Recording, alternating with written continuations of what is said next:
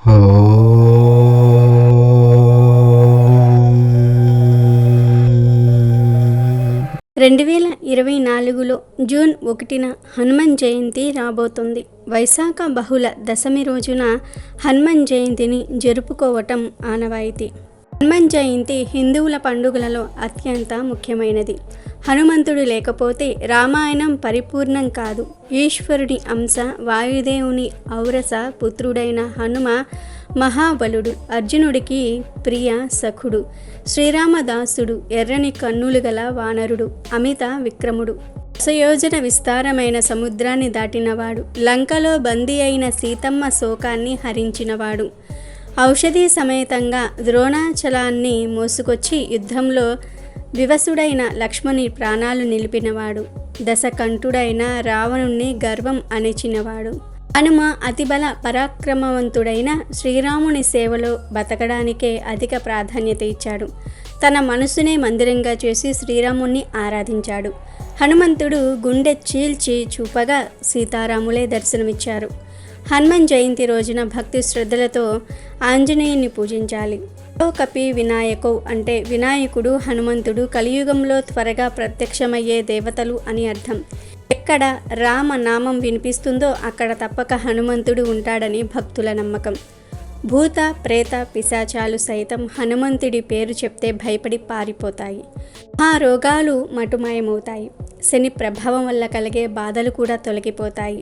మంచి బుద్ధి కలుగుతుంది, కీర్తి లభిస్తుంది, ధైర్యం వస్తుంది. అయితే ఆంజనేయ స్వామి పుట్టినరోజు అయినటువంటి హనుమాన్ జయంతి రోజున మీరు ఏం చేసినా చేయకపోయినా ఈ ఒక్క ఆకును తింటే చాలు, 1 గంటలో మీ ఒంట్లోని దరిద్రమంతా కూడా పోతుంది, జాతక దోషాలు పోతాయి, మీ జాతకం మారిపోతుంది, మీ శరీరంలోని దరిద్రమంతా కూడా పోతుంది, మీ శరీరానికి ఆంజనేయ స్వామి అంత శక్తి వస్తుంది. హనుమాన్ జయంతి రోజు తప్పక ఈ ఆకు తినాలి అని శాస్త్రాలే చెప్తూ ఉన్నాయి. ఇలా తినటం వలన చక్కని ఆరోగ్యం వస్తుంది. ఈరోజు ఎవరైతే ఈ ఆకును తింటారో వారి ఆయుష్ కూడా పెరుగుతుంది. మరి హనుమాన్ జయంతి రోజు తప్పక తినాల్సిన ఆ ఆకు ఏమిటో ఇప్పుడు మనం ఈ వీడియోలో వివరంగా తెలుసుకుందాం. అంతకన్నా ముందు ఆంజనేయ స్వామి ఒక పేద కుటుంబానికి ఎలా సిరి సంపదలను ఇచ్చాడో తెలిపే ఆంజనేయ మహత్యంలోని ఈ కథను విందాం. ఫ్రెండ్స్, ఫస్ట్ అయితే ఈ వీడియోకి ఒక లైక్ కొట్టి మా ఛానల్ని సబ్స్క్రైబ్ చేసుకుని మాకు సపోర్ట్ చేయండి. పూర్వకాలంలో గంగా నది ఒడ్డున ఒక గ్రామం ఉండేది. అందులో కపిలుడు అనే ఒక ఉత్తమ బ్రాహ్మణుడు ఉండేవాడు. అతడు వేదాంగ విధుడు. దైవాన్ని నమ్మి నిష్కమంగా సంసారాన్ని పోషిస్తున్నాడు కపిలుడు. రోజు గంగా స్నానంతో పవిత్రుడు అవుతూ ఆ నదిలోనే హనుమంతుని షోడశాక్షరి మంత్రమైన ఓం హ్రీం శ్రీం శ్రీ సువర్చల వల్లభ హనుమతే స్వాహ అనే మంత్రాన్ని నిష్ఠగా ధ్యానం చేసేవాడు. అవసరమైన కూరలను సంపాదించి ఇంటికి చేరేవాడు. అనుకూలవతి అయిన ఆయన భార్య మేము పేదవారిమి అని చింతించకుండా గుట్టుగా సంసారాన్ని గడిపేది. అసంతృప్తి అనేది లేకుండా అలాగే ఆ కుటుంబం జీవనం సాగిస్తుంది. గంగా స్నానం, హనుమ జపంతో జీవితానికి సార్థకత్వం పొందుతున్న ఆ కపిలుడి వద్ద ఒకరోజు సువర్చల మనోహరుడు, భక్త వత్సలుడు, రామబంటు, భక్త శిఖామణి అయిన ఆంజనేయ స్వామి ప్రత్యక్షమైనాడు.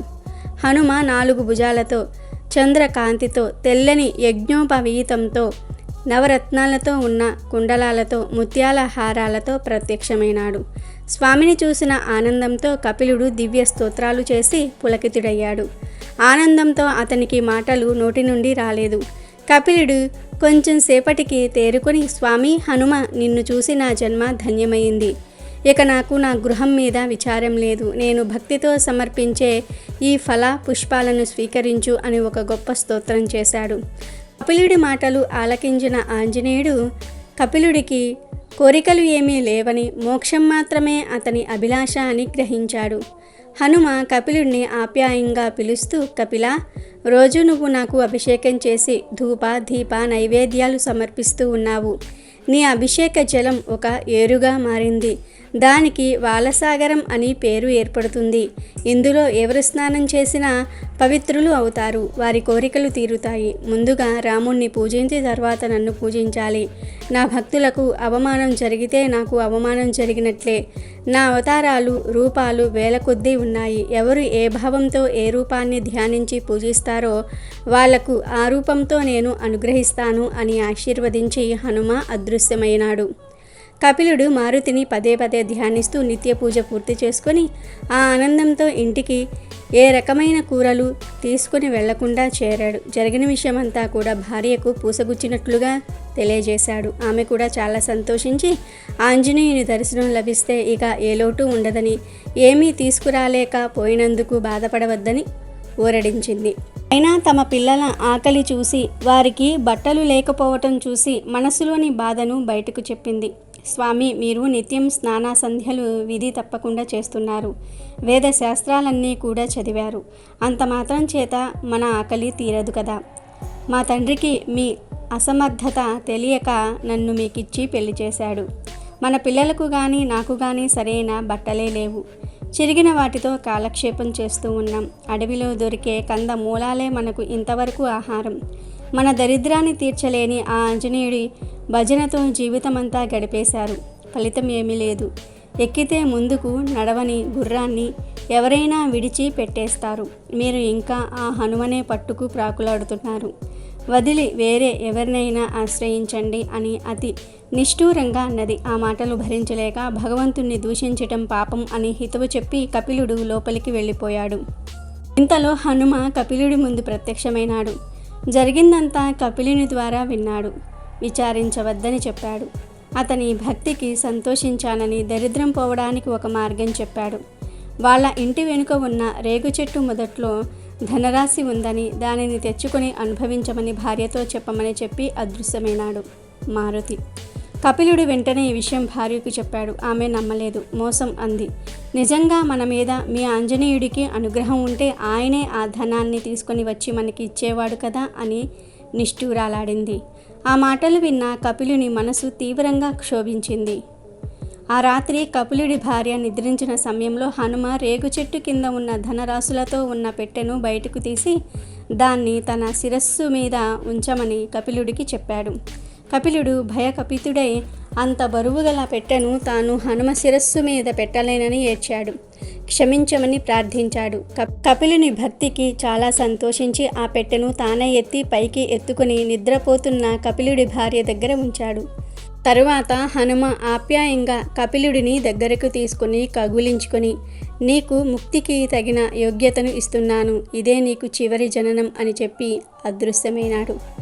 మర్నాడు ఉదయం కపిలుడి భార్య నిద్రలేచి తన ముందున్న అనన్య ద్రవ్య రాశి గల ఆ పెట్టెను చూసి ఆశ్చర్యపోయింది. తన తప్పు తెలుసుకుని తనను క్షమించమని భర్త కాళ్ల మీద పడింది. చేసిన దైవాపచారానికి మన్నించమని హనుమను ప్రార్థించింది. హనుమ ఇచ్చిన ధనంతో దరిద్రం నుండి ముక్తుడై హాయిగా ఆనందంగా భార్యా పిల్లలతో సుఖాలు అనుభవించాడు కపిలుడు. తర్వాత హనుమ ఆ కుటుంబంలోని వారందరికీ కోర్కెలు తీర్చాడు. పిల్లల వివాహాలు చేశాడు. ఇన్ని చేసినా మనసంతా నువ్వే అని కపిలుడు హనుమ చెరసాలనే ఆశ్రయించి చివరికి సాయుధ్యం పొందాడు. నమ్మిన వారికి నమ్మినంత సాయం ఇచ్చేవాడు ఆంజనేయుడు అని ఈ కథ మనకు తెలియజేస్తుంది. ఇక వీడియోలోకి వస్తే, హనుమ జయంతి రోజు తమలపాకును కానీ తులసి ఆకును కానీ తింటే చాలు, ఒక గంటలో మీ ఇంట్లోని దరిద్రమంతా కూడా పోతుంది. ఏమీ లేదు, ఈరోజు ఒక తమలపాకును కానీ లేదా తులసి ఆకును కానీ ఆంజనేయ స్వామి వారి ఫోటో దగ్గర పెట్టి పూజ చేయండి. పూజ అంతా పూర్తయిపోయిన తర్వాత ఈ ఆకును తీసి దానిలో తేనెను కానీ బెల్లాన్ని కానీ ఏమీ లేకపోతే పంచదారను కానీ వేసుకుని తినేయండి. హనుమాన్ జయంతి రోజు ఇలా తమలపాకును కానీ తులసి ఆకులను కానీ తింటే ఒక గంటలో మీ ఒంట్లోని దరిద్రమంతా కూడా పోతుంది. జాతక దోషాలు పోతాయి. మీ జాతకం అద్భుతంగా మారుతుంది. మీకు తమలపాకు దొరికితే ముందు తమలపాకునే తినండి. తమలపాకు మీకు అందుబాటులో లేకపోతే తులసి ఆకులను తినండి. ఇలా చేస్తే ఆంజనేయ స్వామి వారి అనుగ్రహం లభిస్తుంది. మీ శరీరానికి నూతన శక్తి వస్తుంది. ఎందుకంటే తమలపాకులన్నా తులసి ఆకులన్నా హనుమంతుడికి ఎంతో ఇష్టం కనుక మీరు కూడా హనుమాన్ జయంతి రోజు ఈ ఆకును స్వామివారి ఫోటో దగ్గర పెట్టి తినండి. సకల శుభాలను పొంది సంతోషంగా జీవించండి. Thank you for watching our video. Please do subscribe and like the video.